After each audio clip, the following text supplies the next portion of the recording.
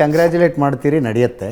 But ಈ ಪ್ರಕ್ರಿಯೆಯಲ್ಲಿ ಆ ಗ್ಯಾಂಗ್ನಿಂದ ನಾವು ತಿಂದಂಥ ಬೈಗಳಗಳು,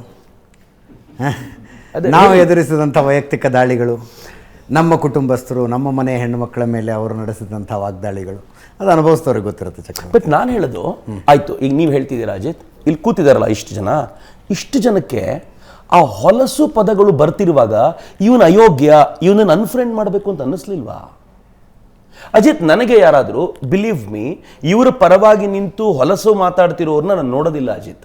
ಯಾಕೆಂದ್ರೆ ಆ ಮಾತು ಸಭ್ಯ ಭಾಷೆಯದಲ್ಲ, ಅದು ನಮ್ಗೆ ಬೇಕು. ಇಲ್ಲಿಂದ ಹೊಲಸು ಬರುವಾಗ ಹೊಲಸು ಮಾತಾಡೋನೇ ಒಬ್ಬ ಬೇಕು.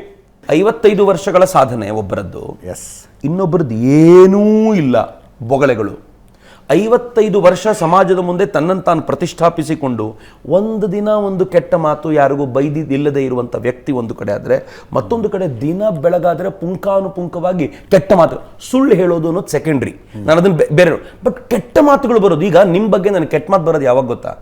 ನನ್ನ ಹತ್ರ ನಿಮ್ಮ ವಿರುದ್ಧ ಏನು ವಾದ ಇಲ್ಲದೆ ಹೋದಾಗ ಮೊದಲು ಮಾಡದೆ ಅದನ್ನು ನಾನು. ಈಗ ನನ್ನ ಹತ್ರ ವಾದ ಇದೆ ರೀ, ನಾನು ಏನು ಬೇಕಿದ್ರು ವಾದ ಮಾಡ್ತೀನಿ ಅಂತ. ಯಾವಾಗ ನಿಮ್ಮ ಹತ್ರ ಬೈಗುಳುಗಳು ಬರ್ತಾವ, ನಿಮ್ಮ ಹತ್ರ ವಾದ ಇಲ್ಲ ಅಂತ ಸಮಾಜಕ್ಕೆ ಸಹಜವಾಗಿ ಅರ್ಥ ಆಗಬೇಕು. ಅವನು ಬೈಗುಳುಗಳನ್ನು ಬಳಸ್ತಾ ಇದ್ದಾನೆ, ಅವನು ಸುಳ್ಳುಗಳನ್ನು ಹೇಳ್ತಾ ಇದ್ದಾನೆ, ನಿಮ್ಮ ವೈಯಕ್ತಿಕ ದಾಳಿಗೆ ಬರ್ತಾ ಇದ್ದಾನೆ, ನಿಮ್ಮ ಹೆಂಡತಿ ವಿಷಯ ತಗೊಂಡು ಬರ್ತಿದ್ದಾನೆ, ನಿಮ್ಮ ತಾಯಿ ವಿಷಯ ತಗೊಂಡು ಬರ್ತಿದ್ದಾನೆ ಅಂತಂದ್ರೆ ಅವನ ಹತ್ರ ಸತ್ಯ ಇಲ್ಲ ಅಂತ. ನನ್ನ ಹತ್ರ ಸತ್ಯ ಇದೆ ರೀ. ಬೈ ಹುಕ್ ಆರ್ ಕ್ರೂಕ್ ನಾವು ಇದನ್ನ ಗೆದ್ಬಿಡ್ಬೇಕು, ಧರ್ಮಸ್ಥಳ ಬುಲ್ಡೋಸ್ ಮಾಡಬೇಕು.